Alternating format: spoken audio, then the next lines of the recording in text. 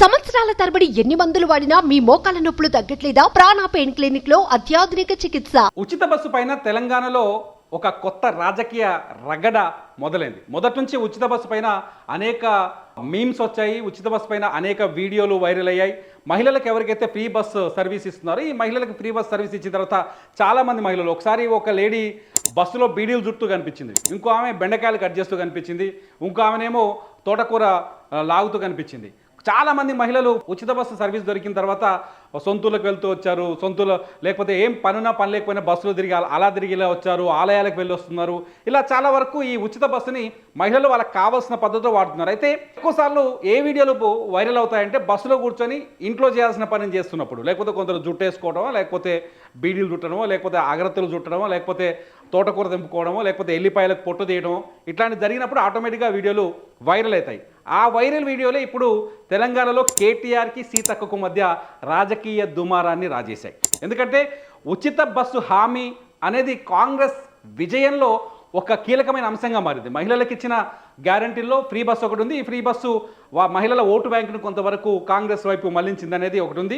ఇది బీఆర్ఎస్ కూడా కొంత మైనస్ అయింది. కాబట్టి బీఆర్ఎస్ దీనిపైన ఛాన్స్ దొరికినప్పుడల్లా విమర్శలు చేస్తూ వస్తుంది. ఈ నేపథ్యంలోనే నిన్న కేటీఆర్ పార్టీ ఆఫీస్లో మాట్లాడుతూ ఉచిత బస్సు విషయంలో మీరు బస్సులో జడలేసుకోరు, బాల్ దూకోరు, ఏమని చేసుకోరు, ఆఖరి కుటుంబాలు తీసుకుపోయి బ్రేక్ డాన్సులు చేసుకోండి అనే మాట మాట్లాడారు.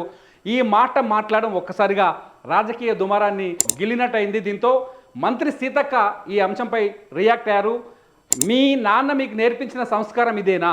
మహిళలను ఇంత నీచంగా బ్రేక్ డాన్సులు చేయమంటారా? బస్సుల్లో ఇంత నీచంగా కించపరుస్తారా అంటూ సీతక్క గట్టిగా కౌంటర్ ఇచ్చారు. దీంతో కేటీఆర్ తొలిసారి సాధారణంగా కేటీఆర్ భాషణం చాలా స్ట్రాంగ్గా ఉంటుంది, విమర్శలు చాలా స్ట్రాంగ్గా ఉంటాయి, చాలా స్ట్రాంగ్ కౌంటర్ ఇస్తారు.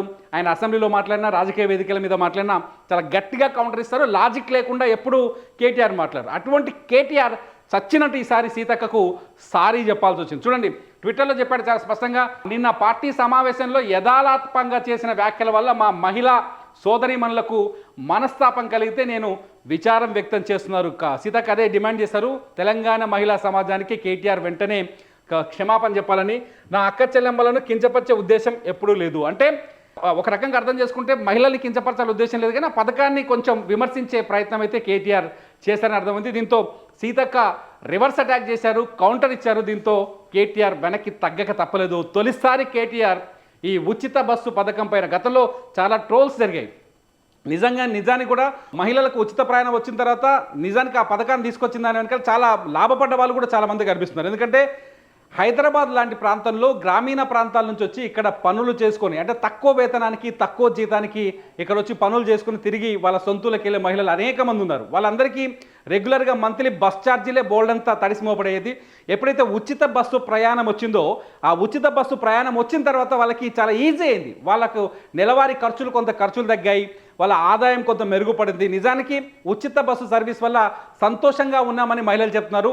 ఆర్టీసీ కూడా ఈ విషయంలో చాలాసార్లు మహిళలకు ఉచిత బస్సు వల్ల కలిగిన లాభాల గురించి అనేకసార్లు ట్వీట్ చేస్తూ వస్తుంది. సజ్జనార్ కూడా చాలాసార్లు ట్వీట్ చేశారు. అదే ఉచిత బస్సు పైన ఇప్పుడు విమర్శలు రావడంతో చచ్చినట్టు ఇలా కేటీఆర్ తిరిగి క్షమాపణ చెప్పినంత పనిచేశారు. మొత్తానికైతే మహిళల్ని క్షమించమని అయితే అడిగినట్టుగా అనిపిస్తుంది, కించపరిచే ఉద్దేశం ఎప్పుడూ లేదు అని. దీంతో ఈ ఉచిత బస్సు రాజకీయంలో ఇవాడికి మాత్రం సీతక్క గెలిచింది, కేటీఆర్ వెనక తగ్గాడు.